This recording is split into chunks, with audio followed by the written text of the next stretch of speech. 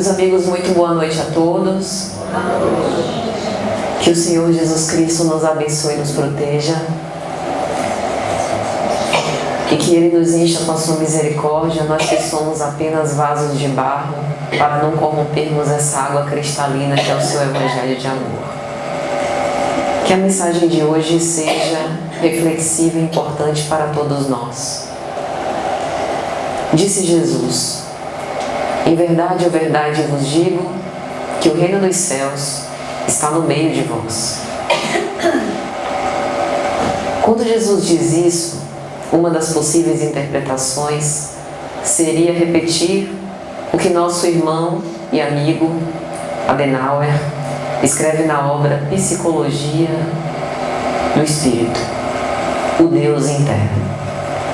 Mas cumpre então nós refletirmos: que Deus é esse? Seria esse Deus interior o mesmo Deus criador de todas as coisas? A inteligência suprema, causa primária? Estaria Ele por estar dentro oculto, ou Ele se faz revelado de alguma forma? Se Deus está no nosso interior, faz Ele parte da nossa própria natureza? Ou melhor, nós somos feitos à imagem e semelhança de Deus e temos, portanto, essa natureza de essência divina? Se Ele está dentro, é Ele quem nos estrutura? E se Ele nos estrutura, por que nós nos sentimos tão dilacerados quando um ente querido se vai antes de nós, de volta para casa, para o mundo espiritual? Se Deus está no nosso interior, por que nós vacilamos tanto nos desafios muito naturais da nossa existência? Porque nós nos rebelamos e recalcitramos contra os aguilhões como Saulo de Tarso, perseguindo aquele que é amor e nos fez para a perfeição. Se o Deus está no nosso interior, por que nós não somos perfeitos? E aí nós começamos a pensar que o ser humano, com o maior investimento de Deus, foi criado sim à sua imagem e semelhança. Tem sim uma essência divina e é centelha que fuge, mas para fugir e brilhar, precisa antes aperfeiçoar-se. Porque nós que aqui estamos, no mundo físico, temporariamente encarnamos uma personalidade. Fazemos parte de uma conjuntura social, familiar, e precisamos, eventualmente, pelas próprias experiências da vida, empunhar máscaras, a que chamamos de ego. E essas máscaras são necessárias para que mantenhamos a civilidade que a sociedade nos exige. Por isso que eu não sou aqui no centro espírita da mesma forma relaxada e tranquila como sou em casa, e assim por diante. Mas a grande questão é que o Deus interior precisa de espaço para se revelar. Ele precisa de uma identificação unívoca com aquilo que nós pensamos, com aquilo que nós sabemos, com aquilo que nós sentimos e com aquilo que nós somos.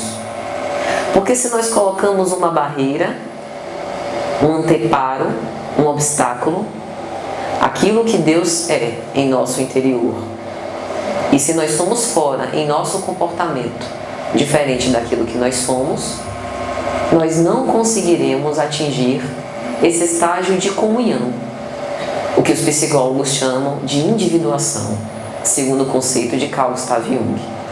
Individuação seria uma comunhão eixo-ego-self. E que danado é isso? De uma forma bastante simples, seria aquilo que cognitivamente eu entendo, o que intelectualmente eu consigo raciocinar e que eu ainda não vivo, conseguirei lograr. Aquilo que as minhas emoções conseguem transmitir a todo o meu ser. É também aquilo que tem reflexo direto no meu comportamento, estando sob o olhar das pessoas ou não. Aquilo que eu penso reflete diretamente na forma como eu ajo. E quando a gente alcança uma comunhão entre tudo isso que é a esfera do que nós somos com aquilo que nós aparentamos ser, aí nós conseguimos uma verdadeira integração. Então nós temos um Deus interior, mas não somos perfeitos, pela mesma razão que o grafite e o diamante são feitos de carbono, mas não têm a mesma dureza, a mesma resistência, nem as mesmas propriedades físicas. O arranjo geométrico dos dois é diferente. O nosso arranjo psíquico, espiritual, também é diferente. É como se nós colocássemos uma estrutura quebradiça, como um espelho quebrado, que não consegue refletir de uma forma perfeita os apelos internos desse Deus que está dentro de nós. Quando nós analisamos a palavra cristianismo, nós vemos que ela pode ser identificada com uma junção de uma expressão: Cristo em nós. Se o Cristo está em nós, nessa figura simbólica daquele que, filho do homem, modelo perfeito da humanidade, conseguiu alcançar essa comunhão ego-self e consegue refletir na sua estrutura espiritual os próprios desígnios de Deus, por que nós ainda não estamos no Cristo? O Cristo está em nós, mas será que nós estamos nele? Os atos, que são apenas uma parte de tudo que ele era, conseguimos repetir no nosso dia a dia, entre os nossos familiares, no centro espírita que a gente vai, no nosso exercício profissional? A mensagem evangélica, ela é muito mais ampla, e aquilo que o Cristo é muito mais imenso. Mas aqui nós estamos falando de repetir comportamentos isolados. Porque repetindo esses comportamentos, nós vamos nos acostumando a criar hábitos. E esses hábitos vão ter reflexo nos nossos pensamentos. E esses pensamentos, consolidados e cultivados ao longo do tempo, vão acabar nos transformando e promovendo esse espelho quebrado num espelho que aos poucos vai tomando a sua inteireza e refletindo de uma forma perfeita esse Deus interno que deseja se revelar no nosso interior. Quando a gente diz que o nosso Deus é interno, nós precisamos antes compreender que todos nós, invariavelmente, temos que compreender a necessidade psicológica de ouvir esse Deus interno. E aí, quando a gente observa, por exemplo, para a própria humanidade ao longo do tempo, nós vemos que ao longo de muitos anos sempre fomos movidos pelas buscas. A busca pela nossa origem existencial. De onde viemos? Para onde vamos? A resposta está nesse Deus interno que quer ser ouvido. A busca pelos nossos afetos queridos, por aquelas ovelhas desgarradas, muitas vezes na figura do nosso filho ingrato que não nos compreende, do marido que reclama pelas nossas convicções e acaba se afastando dos nossos afetos. A busca para recuperar a nossa própria autoestima, entender que nós temos as sombras, que são uma instância do nosso ser, de uma polaridade oposta daquela que nós expomos, mas que fazem parte daquilo que nós ainda refletimos na nossa existência.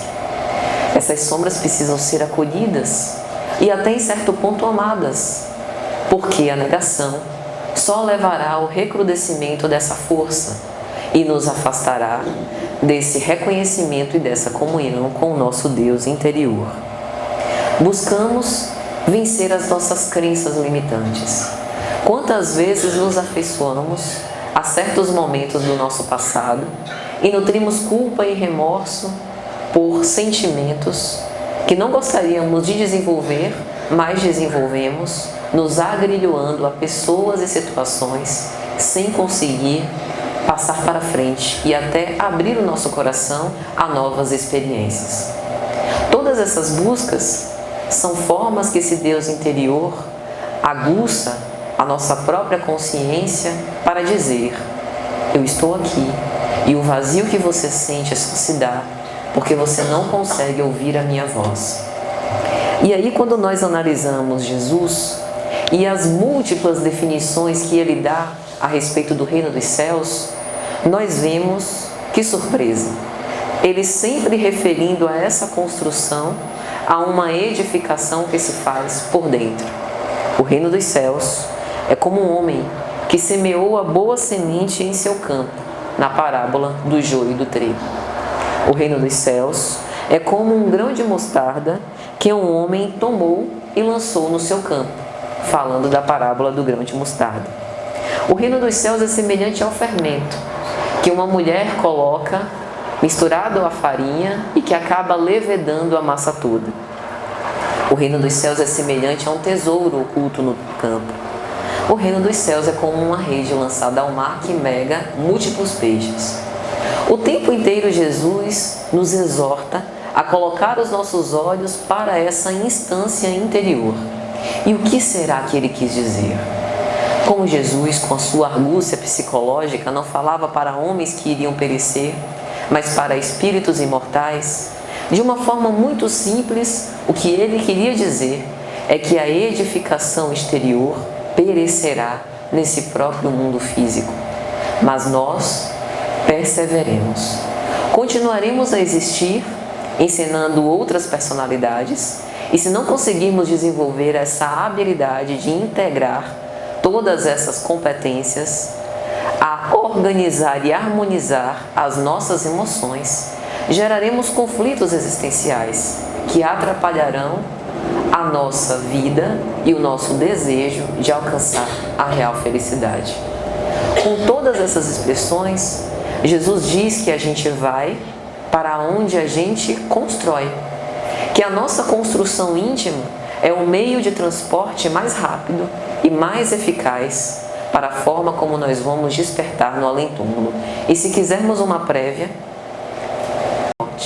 é só analisarmos como nós temos pensado, sentido e agido. Então esse Deus interior é justamente a autodescoberta. Mas não é uma autodescoberta fingida, hipócrita, que tenta justificativas para não reconhecer aquilo que realmente nós somos. Porque uma das consequências muito claras no processo de autodescobrimento é nos deparar com uma realidade que, em verdade, nós queremos esquecer. Porque se estivesse revelada, faria parte da nossa consciência e já estaria perfeitamente integrada. É por isso que o nosso inconsciente, tão estudado pelos psicólogos de diversas escolas, às vezes acessado pela linguagem, é justamente essa instância que precisa ser trabalhada, absorvida e acolhida por todos nós, não obstante aquilo que represente, seja de bom, seja de ruim. A sinceridade com que nós olhamos para quem verdadeiramente somos será o passaporte para a construção de um mundo melhor, porque não há ninguém que irá promover essa identificação com o nosso Deus interior, senão nós mesmos. A sociedade tenta apresentar gurus, coaches, guias, para que a gente possa alcançar a felicidade, como ser rico, como ser feliz, como ser bem-sucedido, como alcançar coisas do mundo material. Mas existencial, eu só reconheço um que efetivamente colocou-se como um guia infalível. E esse é Jesus, por experiência própria. Ele é uma espécie de guia e modelo que exemplificou por si mesmo como alcançar essa integração. E ele nos mostrou que o reino dos céus está no meio de nós, está dentro. E através dessa busca, nós vamos desenvolver e construir essa realidade psíquica.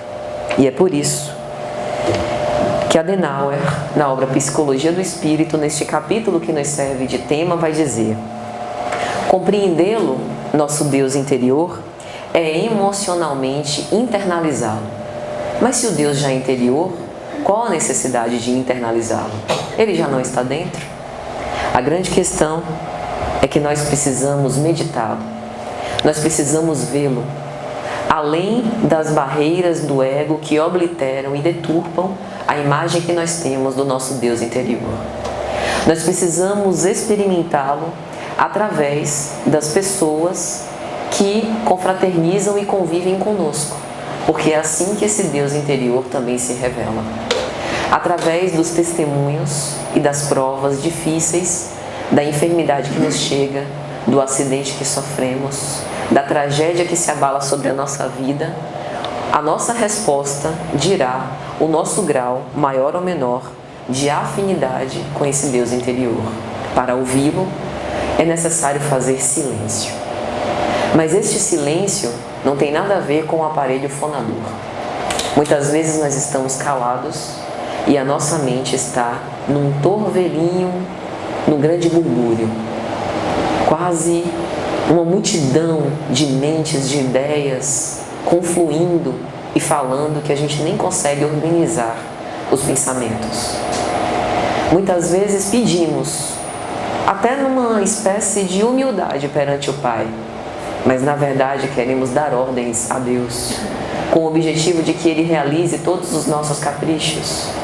Silêncio interior é prostrar-se, entregar-se, sem ressalvas, sem proteções. Para acessá-lo, precisamos acabar com todas as barreiras que nos separam dele. Bem se vê que esse processo não é nada fácil. Para que nós abaixemos as proteções, é necessário confiar. Não é apenas entender. Entender faz parte. Que Deus é soberanamente justo e bom, que Deus é perfeito, que Deus é nosso Pai, que Ele nos criou fadados à perfeição, ao progresso, ao amor. Mas que isso é necessário sentir, é necessário viver, que através da dor que nos chega, muitas vezes ali está a correção do Pai amoroso, o remédio justo para curar as nossas feridas abertas na nossa alma sensível e, portanto, submeter-se.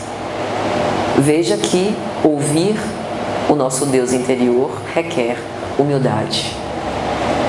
Bem-aventurados os pobres pelo Espírito, porque é deles o reino dos céus. Jesus já deu a dica. Sem humildade, nada vale.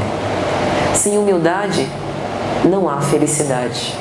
A bem-aventurança, ou as bem-aventuranças, que foram todas essas formas metafóricas, parabólicas, que Jesus utiliza para tentar traduzir a nós, pobres mortais, aquilo que é a felicidade dos seres puros e angélicos,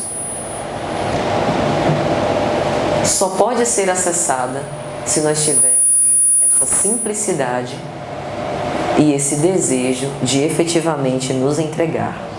Precisamos, portanto, cair em nós mesmos, deixar cair todas as máscaras. Mas muitas vezes, essas nossas máscaras que nos protegem de quem nós somos ainda são cultivadas pela nossa própria ignorância ou pelo nosso orgulho. Então, eu proponho aqui um exercício prático para que efetivamente a gente consiga encontrar e nos comungar com esse Deus interior. Analisemos as nossas emoções, os nossos pensamentos e os nossos comportamentos. Quando nós analisamos as nossas emoções, precisamos entender por que eu sinto aquilo e por que eu consigo atrelar aquela emoção, raiva, melancolia, alegria, tristeza, com as cenas usuais da nossa vida. Por que outra pessoa, mediante a mesma circunstância, desenvolve emoções diferentes para o mesmo fato? E aqui nós vemos que essa correlação afetiva que nós temos com as situações que nos acontecem em nossas experiências diárias representam a relação que nós temos com o nosso Deus interior. O que eu quero dizer? Só entendendo as nossas emoções, equilibrando-as em harmonia, nós poderemos chegar a um grau de comunhão indissociável com esse Deus que está em nós. Os nossos pensamentos, eles são reflexos dos nossos hábitos mentais. Allan Kardec, na obra A Gênese, quando ele vai falar sobre fluidos, ele vai dizer que o pensamento é para o espírito, assim como a mão é para o ser humano, o artífice, aquele que está encarnado. E através desse pensamento nós vamos manipulando esses fluidos, construindo, inclusive, a nossa psicosfera, que é a primeira morada onde nós habitamos. Por isso, é tão importante nós cultivarmos esses hábitos elevados e entender como as nossas emoções estão gerando imagens mentais para nós. Porque esse clima de perturbação ou de serenidade somos nós, os verdadeiros artífices. É por isso que ele também vai dizer, Allan Kardec, na obra O Céu e o Inferno, que não raras vezes o homem é artífice do seu próprio infortúnio. E todas as vezes que nós negamos e tentamos calar essa voz da consciência que está no nosso interior, desse Deus interno que decide se expressar para nos orientar, nós padecemos pela própria infelicidade que nós optamos por sofrer. Todas as vezes que nós integramos, portanto, esse Deus interno ao nosso desenvolvimento psíquico, nos tornamos felizes e aumentamos essa comunhão. Mas esse desenvolvimento psíquico só se dá com a maturidade psicológica. Amadurecendo em cada situação e experiência da nossa vida, nós passamos a refletir e a pensar de acordo não apenas com os nossos desejos transitórios e humanos, mas de acordo com aquilo que o nosso Criador diz respeito para cada um de nós, com aquilo que vai nos causar a verdadeira felicidade e a paz interior. É assumir a responsabilidade pelas nossas ações, mas, sobretudo, submeter-se aos sublimes desígnios do Cristo. Como diz o próprio Adenauer nessa obra, Deus não está lá e nós estamos aqui. Precisamos perceber essa integração, porque em verdade não há nada fora de Deus. Fazemos todos parte dessa criação que vibra e se harmoniza em conjunto. E aí cumpre a gente pensar, do que nós temos nos saturado? Será que nós temos nos saturado de pensamentos edificantes e de leituras que elevam as nossas consciências a patamares mais elevados? Ou nós temos nos saturado das imagens de violência e das notícias trágicas que todos os dias correm na nossa TV e nas nossas redes sociais? Será que nós temos nos saturado das nossas preocupações mais corriqueiras e mais imediatas da nossa vida presente? Ou temos, como diz Jesus no Sermão da Montanha, nos abandonado à providência? Temos apreciado a natureza, olhado os lírios do campo e vendo como eles crescem, abandonados ao próprio Criador, sofrendo chuva, sofrendo sol, e que são mais belos do que Salomão, como diz o Cristo, que nem com toda a sua glória se vestiu tão belamente como cada um deles? Aí nós conseguimos entender que encontrar esse Deus interior é desenvolver a nós mesmos na sua presença. É entender que nós não podemos mais agir de uma forma diferente da fé que nós esposamos. Por muito tempo, a religião como uma expressão humana, as tentativas humanas de viver a fé, e veja como o conceito de Deus veio mudando ao longo do tempo. Primeiro, um Deus que era o reflexo das próprias criações da natureza. Depois, um Deus punitivo, cheio de ódio, que tinha a vontade de aniquilar as suas criaturas que se destoavam do caminho do bem. Depois, um Deus que é Pai, amoroso, disciplinador e justo. Mais tarde, um Deus que é amor. Todas essas nossas impressões a respeito de que é Deus não é em si mesmo o mais importante, mas o mais importante é o que a gente faz com a definição que a gente tem a respeito de Deus. De que nos serve a fé que nós esposamos? De que nos serve estar na religião? Porque se a religião não tem nos auxiliado a sermos melhores, é melhor que nós saiamos dela.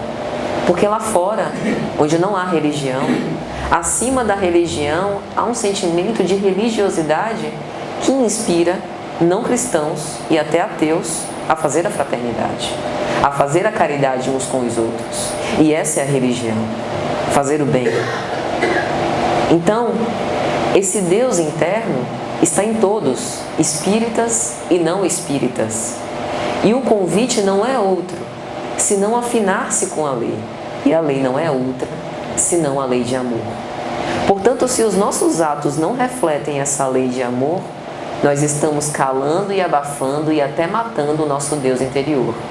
E aí, quando a gente se lembra de Friedrich Nietzsche, que chocou o mundo a dizer Deus está morto e fomos nós que o matamos, ficamos chocados. Por quê? Nós não estamos também matando e sufocando aos poucos esse Deus interior? Todas as vezes que nós perdemos a oportunidade de fazer o bem, não estamos também crucificando o Cristo reiteradas vezes, todas as vezes que nós temos o convite a amar o próximo e desprezamos e não fazemos? Lembremos de uma parábola. Jesus conta a parábola da ovelha perdida. Qual de vós, que tendo 100 ovelhas, uma se desgarra, e o pastor não larga as 99 no deserto e vai buscar aquela que se perdeu? Eu parei a leitura aí mesmo. Qual de vós? Pense bem, eu ia usar razão. Sendo eu pastora, tendo 100 ovelhas, as 99 estão garantidas, quietinhas, em segurança. Eu vou largá-las no deserto, podendo ser mortas por algum bicho ou roubadas por outro pastor, para ir atrás de uma só que se desgarrou? Deixa uma lá, ou fingir que nem vi. É a visão superficial, a visão materialista, a visão imediata. Mas se aquela ovelha que se desgarrou for importante, como o próprio Cristo disse, eu sou o bom pastor e conheço todas as minhas ovelhas e sou conhecido por elas e dou a vida pelas minhas ovelhas, a gente entende por que o pastor da parábola deixou as 99 no deserto e foi buscar aquela que se desgarrou. Essa ovelha desgarrada pode ser a busca pelo sentido existencial que nós procuramos, mas justamente pela materialidade, por querer fixar todas as nossas forças e energias apenas no tempo presente, por ter que cuidar dos nossos negócios, nos dedicar essencialmente à nossa profissão, aos nossos desafios do dia a dia, a gente deixa a ovelha desgarrada e vai seguindo a vida. E se a gente optar por isso, nós vamos passando de existência em existência sem nos preocupar com as questões da vida espiritual. Porque o mundo irá nos suscitar que nós demos respostas para os problemas cotidianos. Preocupações, eu afianço, não vão faltar. Nós estamos num planeta de provas e expiações. É preocupação o tempo inteiro. Mas a grande questão é, como é que eu administro isso junto com o meu desenvolvimento espiritual? E como é que eu utilizo essas experiências para crescer com elas? Como é que eu resgato essa ovelha desgarrada? E aí, finalizando a parábola, e tendo o pastor recuperado a ovelha que se desgarrou, volta, chama os seus vizinhos e amigos, confraterniza e comemora, porque aquela que havia se perdido foi encontrada. É a nossa felicidade ao comemorar com os nossos membros da família espiritual, com os nossos mentores espirituais, com todos aqueles que torcem por nós, o reencontro da nossa causa existencial, de um ideal para viver, para continuar lutando e perseverando, não obstante todas as dificuldades que nos chegam. É por isso que nós precisamos dar importância a ouvir essa voz precisa ser dita e pronunciada. Mas para isso, nós precisamos de calma. Calma não é exaustão. O mundo dá muitas opções de paz, pseudo-paz. Os remédios controlados para dormir, remédios psiquiátricos, que são muito bons, desde que orientados por um profissional de saúde para o tratamento de diversas doenças específicas, não como automedicação.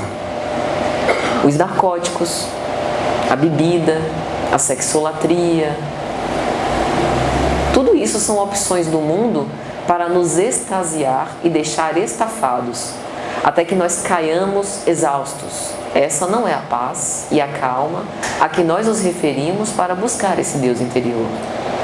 É a paz que o Cristo nos prometeu. A minha paz eu vos dou, mas eu não vou-la dou como o mundo a dá.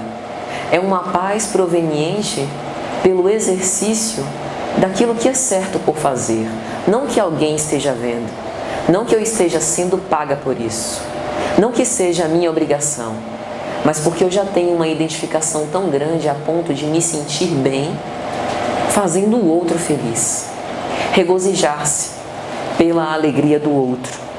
Isso é conectar-se com esse Deus interior. Há um conto oriental, quando um discípulo pergunta ao seu mestre: mestre, como você pratica a iluminação? E ele responde: comendo e dormindo. O mais simples e possível. Mas mestre, todos comem e dormem, mas nem todos buscam assim a sua própria iluminação ou conseguem lograr. É porque nem todos comem quando estão comendo e nem todos dormem quando estão dormindo.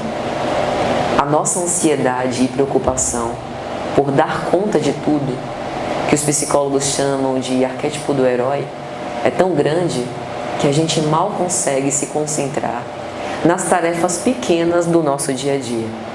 E aí a gente está comendo, pensando em tomar banho, tomando banho pensando em dormir, dormindo pensando em ir para a aula, indo na aula pensando no centro pensando no trabalho e assim sucessivamente. Com uma mente desorganizada desse jeito, como é que a gente vai ter tempo para pensar em questões existenciais e se conectar com esse Deus mais interno? Antes, nós precisamos viver o tempo presente, porque é exatamente no tempo presente que nós teremos as oportunidades e experiências para, através do outro, nos aproximarmos dessa nossa realidade interior. Porque o que o outro faz, que me tira do sério, mostra, acende uma luz a algo em mim que eu tento escamotear e esconder, que agora se faz revelado. Quando eu sinto uma profunda afinidade pelo outro, existe uma identificação importante que pode me servir de recurso em laboratório para analisar a mim mesma. E é assim, fazendo cada coisa no seu tempo e permanecendo em atenção em cada momento, que nós estaremos livres para meditar. Não raras vezes o Cristo, quando encarnado, recolhia-se no Monte das Oliveiras para orar e meditar. Elevar os seus pensamentos ao alto e reforçar essa comunhão com o seu Deus interno. Também precisamos disso. A existência do Deus interior é, portanto, um estado íntimo. Somos nós que precisamos desenvolver nós para conosco, calando as nossas preocupações e fazendo esse encontro pessoal com Deus. Mas esse encontro pessoal não se dá de uma forma solitária. Santa Teresa d'Ávila marcou de uma forma indelével o século XVI. Ela escreveu poucas obras, mas foram obras preciosíssimas que falavam sobre a excelência do ser humano. Presa no monastério, convivendo apenas com as freiras, ela deixou um tratado sobre o autoconhecimento, intitulado As Moradas do Castelo Interior. Há outras obras, Livro da Vida, dentre outros, Caminho da Perfeição, mas em especial nesse As Moradas do Castelo Interior, Santa Teresa fala sobre o Deus interno. E o que ela diz é que para que possamos revelar esse Deus interno, nós precisamos desenvolver a intuição. E é interessante, porque ela tinha muitas faculdades psíquicas. Mas o mais interessante é porque ela vai antecipar a 10ª questão de O Livro dos Espíritos. Quando Kardec pergunta: é possível ao homem conhecer a natureza íntima de Deus? Não, dizem os Espíritos, porque lhe falta um sentido. Esse sentido, começando a ser desenvolvido em primícias com a nossa intuição, é quando nós calamos todos os nossos desejos para tentar ouvir essa voz interior que promana do nosso mundo íntimo. Quando nós não queremos mais, através de uma atitude orgulhosa e presunçosa, dar ordens a Deus, mas nos submetemos aos seus sublimes desígnios, entendendo que Ele tem razões contundentes para agir daquela forma para conosco. E o que nos acontece é o melhor que poderia nos acontecer. Ao longo do tempo, quando a maturidade vem, a gente acaba se dando conta de tudo isso. E aí ela vai dizer, Santa Teresa d'Ávila, que a alma humana é como um castelo feito de diamante. Mas nem sempre, quando a gente olha para o nosso interior, parece que a nossa estrutura é translúcida e tão forte quanto um diamante. É porque sobre esse diamante estão sendo incrustados uma série de impurezas que precisam ser buriladas e depuradas ao longo do tempo. É nosso esforço fazer esse aperfeiçoamento próprio para poder chegar a essa essência diamantina que está na nossa alma. A alma, como um diamante, deixa passar por ela a luz. É por isso que somos nós, ainda com a nossa imperfeição, que obliteramos e tornamos a estrutura opaca e não conseguimos perceber essa luz divina que espraia de dentro para fora. E esse aperfeiçoamento se dá através dessa conduta que a gente vai ensaiando uns com os outros. E aí, Santa Teresa d'Ávila vai dizer que o castelo tem muitas moradas, assim também como há muitas moradas na casa do Pai. E cada uma dessas moradas são esses níveis de consciência que a gente vai galgando ao longo do tempo. Esses níveis de consciência podem ser comparados à nossa ideia de Deus. No início, bem no início da formação do princípio inteligente, tínhamos uma ideia bastante rudimentar a respeito de Deus. E hoje, embora essa ideia não retrate integralmente o que julgo impossível, aquilo que Deus é, já temos um conceito muito mais rebuscado: inteligência suprema. É porque a gente vai crescendo. Ao longo das experiências e pelo nosso esforço pessoal, nós vamos aos poucos nos aproximando desse Deus interno, se quisermos. A opção é nossa.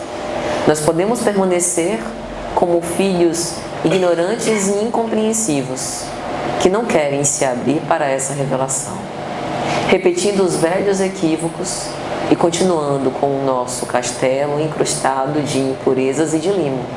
Ou, se quisermos, podemos polir essa estrutura e fazer refletir esses ensinamentos do alto. Para isso, é preciso sinceridade. Qual o estado emocional que nos domina? Nós somos mais agressivos ou tolerantes? Mais mansos, cordatos, cordiais ou incompreensivos e intolerantes? Conseguimos respeitar num diálogo aquele que tem uma opinião diversa da minha? E se este alguém for alguém que eu amo, mesmo assim eu continuo dando a ele a liberdade dele ter as suas próprias convicções, ou eu desejo violentá-lo? O que eu temo enfrentar com a natureza das minhas escolhas? Há algo de que eu me arrependo? Porque o momento e o responsável por modificar sou eu, enquanto é tempo. E qual a minha real vontade? O que eu faria se eu não precisasse fazer aquilo que eu preciso? Dito de outra forma, o bem que eu faço é por uma obrigação de fora Ou é por um anseio e desejo interior de efetivamente me regozijar com aquela felicidade que eu gero no próximo? Quando a gente acorda cedo para distribuir mingau nas ruas, uma das coisas mais emocionantes que acontece é quando aquele que ali, não raras vezes, está há dias sem comer, vira-se para nós e a gente observa no máximo de segundo um brilho inexistente, estar de novo naqueles olhos quase apagados. Não há preço que pague isso. Essa chama viva nos olhos, que são espelho da alma, muitas vezes é a fé perdida que retornou por conta de um ato muito simples, da gente renunciar a dormir até mais tarde e se predispor a se doar.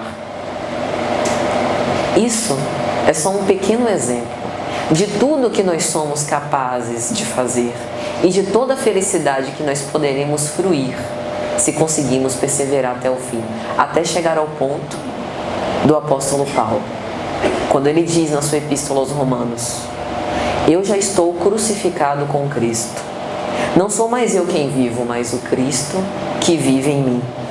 E a vida que eu vivo na carne, vivo-a pela fé no Filho de Deus, que me amou e se entregou a si mesmo a mim. Para Paulo chegar nesse ponto, ele precisou empreender uma verdadeira saga. Ele esteve preso, foi flagiciado inúmeras vezes, precisou fugir de cidades, perseguido, açoitado, e nunca deixou amornar a sua fé, sempre intimorato, seguindo adiante. Ele dizia: eu nasci para uma luta sem tréguas. Nós precisamos nos robustecer com essa força, porque receberemos a influência para desistir. Mas o nosso Deus interior nos sinais de dentro de nós para seguirmos cada vez mais à frente. Na mitologia grega, há um símbolo também bastante interessante. Tiresias foi chamado pelos reis do Olimpo, Zeus e Hera, para que ele dissesse quem estava certo. Imagine que situação difícil. Os dois seres na figura mitológica mais poderosos do mundo e Tiresias ali como juiz. Ele optou por Zeus e Hera, inclemente, o cegou. E ele, cego, não podia mais olhar para fora. Então, diz a figura mitológica, não podendo mais olhar para fora, passou Tiresias a olhar para dentro. E olhando para dentro, percebeu todos os recursos preciosos que ele tinha no seu interior. Percebeu o quanto ele poderia, mesmo cego, ainda continuar a fazer o bem e a proporcionar uma vida melhor para as pessoas, através dos seus gestos gentis, da sua sabedoria. Aliás, para a psicologia, esse é o arquétipo do velho sábio, aquele que fecha os olhos para fora para descobrir um universo dentro de si mesmo. Nós podemos repetir Tiresias. A nossa sociedade escópica, hedonista, é uma sociedade de exibição.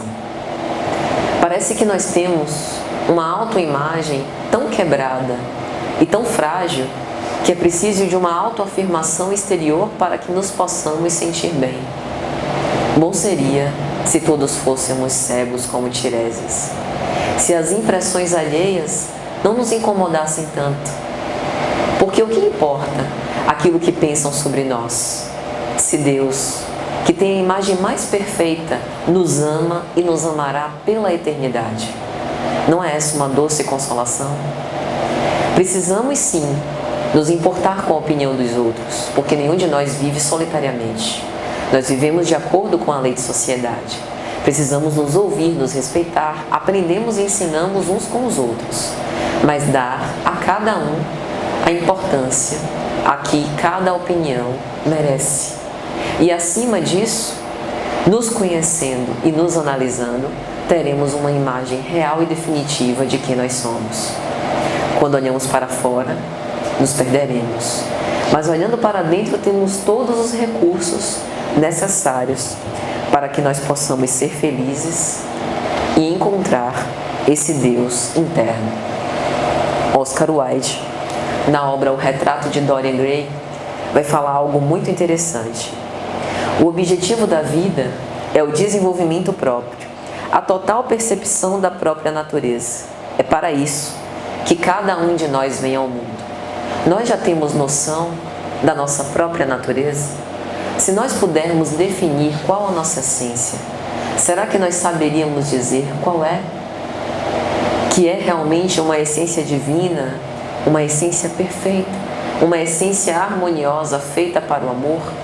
E se assim nós compreendemos, por que ainda continuamos agasalhando velhas mágoas, ressentimentos e nos afastando dessa força que nos une e que nos propele para o progresso? E aí ele continua. Hoje em dia, as pessoas têm medo de si mesmas.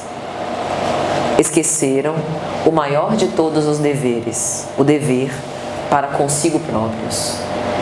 Fazer a caridade para os outros é excelente, muito louvável. Em tempos e sociedade como essa nossa, em que medra a desigualdade social, é um esforço necessário.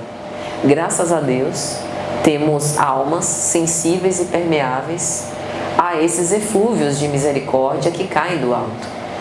Mas a maior caridade que há é para conosco.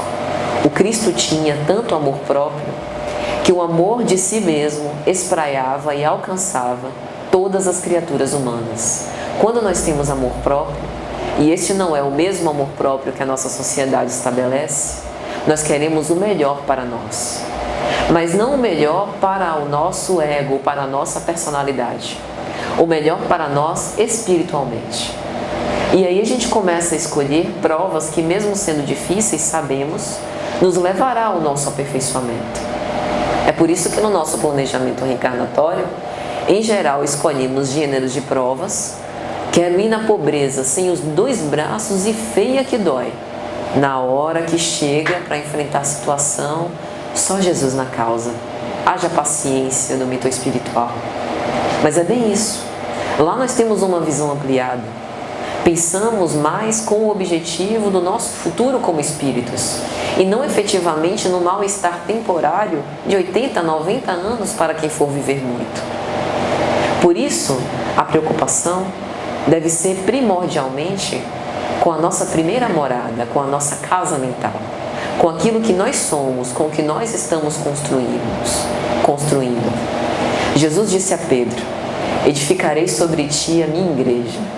E eu particularmente acredito que Jesus usa aqui a Pedro como um símbolo para cada um de nós. Aquele modelo humano imperfeito, que tem as suas fragilidades, as suas fraquezas. Como é que Jesus deixa nas mãos de Pedro, com todas as oscilações, a igreja? Nós somos os responsáveis por construir a nossa própria igreja. É uma igreja como edificação daquilo que a gente pensa, daquilo que a gente sente e daquilo que a gente faz. É uma igreja que pode ser tão bela como a igreja do Cristo, se nós nos predispormos a esse tipo de construção. Se cuidarmos da nossa casa interior, se cuidarmos de nós mesmos. A lei diz amar a Deus acima de todas as coisas e ao próximo como a mim mesmo. Eu sou a métrica, eu sou a régua que mede o amor que eu dou. Ninguém pode dar aquilo que não desenvolve. E aí Oscar Wilde termina assim: é verdade que as pessoas em geral são caridosas, alimentam os esfomeados e vestem os pobres, mas as suas próprias almas morrem de fome e estão nuas. Nós sabemos que o serviço aos semelhantes muitas vezes nos sacia. Esse alimento espiritual com que nós nos nutrimos, ao ler uma leitura edificante, ao estudar o Evangelho, nos abastece. É como se nós saciássemos uma sede de água pura, uma fome de pão da vida que nos faz crescer. Mas é preciso que sejamos conscientes desse processo. Ir às ruas não achando que vamos fazer um favor ao outro, mas entendendo o recurso como um pretexto para aproximar a minha alma de outra alma humana. E nessa permuta, nós trocamos perspectivas e a possibilidade de construir as nossas próprias igrejas, o nosso próprio mundo íntimo, de uma forma mais bem estruturante e feliz. Dito de outro modo, o que Oscar Wilde quer dizer é o seguinte: que nós aproveitemos a vida para, vivendo, amar e amando, sermos felizes. Que não desperdicemos a oportunidade que nós temos de reconhecer esse Deus interno. Kardec tem um texto intitulado A Revelação Espírita, que ele vai fazer uma análise sobre isso. Deus decide se revelar às criaturas. Primeira revelação, Lei de Moisés. Segunda revelação, o Cristo. Terceira, cristianismo redivivo. Isso significa que, embora Ele veja por nós, se manifeste por nós, Ele é muito maior do que os nossos sentidos limitados ainda conseguem abarcar. Mas existe uma quarta revelação. E essa quarta revelação se traduz pelo conhecimento desse Deus que está no nosso interno, que deseja fazer com que essa nossa potência de amar se espraie. Muitas vezes somos nós que nos subestimamos, que achamos que não vamos conseguir superar uma determinada prova, que não somos capazes de nos reconciliar com os nossos adversários. Aí a vida vem e apronta com a gente. Coloca-nos numa família onde estão ali reencarnados todos os nossos desafetos. E aí a gente precisa conviver na marra, dia após dia, acordando e dormindo com aquelas pessoas que não nos suscitam amor. E aí uma verdadeira mágica acontece. Todas as vezes que nós vivemos intimamente com alguém, os seus defeitos têm amplitude, são vistos com mais acurácia, mas as suas qualidades também. E a gente acaba se deparando com as vantagens de usufruir da convivência daquelas pessoas, vendo o lado bom delas.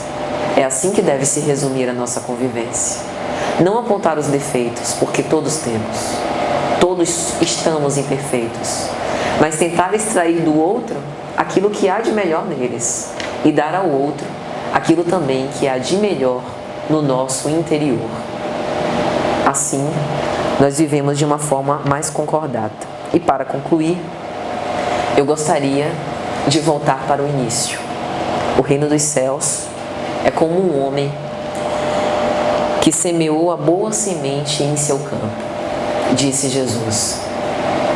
Nós temos uma semente de esperança que pode ser plantada agora no nosso campo e que precisa ser regada, retiradas as ervas daninhas, o joio, para que ela possa se desenvolver sadia e crescente.